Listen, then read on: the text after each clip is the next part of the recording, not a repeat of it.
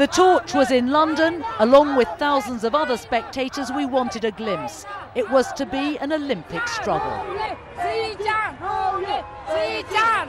This is one of the major changeovers. The torch has been handed on to the next runner, Sir Clive Woodward.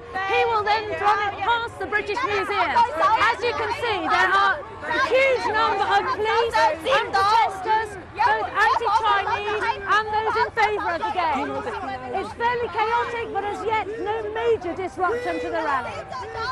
Anyone who did stray from the pavement ran straight into a seemingly impenetrable police cordon. One protester trying to make his point here, but very fast the police have pulled him off the procession route and are placing handcuffs on him.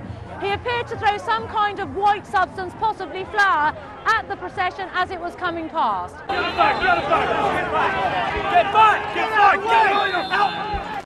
Our cameraman was knocked to the ground as they tried to push the relay past Westminster. Back on his feet, filming other protesters being cleared from the route, the celebrations veered towards chaos as he was struck again.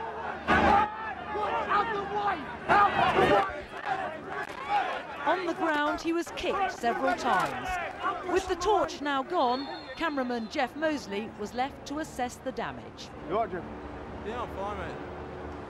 By Tower Bridge, it looked as if order had been re-established. Now each of the people who are running with the flame are being surrounded by police and Olympic organisers. It's almost as if they have a circle of security around them so that none of the protesters can get anywhere close. The problem is a lot of the spectators can't see them either. Yet one more bid to smother protest on a day that surely belonged to the demonstrators. Juliet Bremner, ITV News.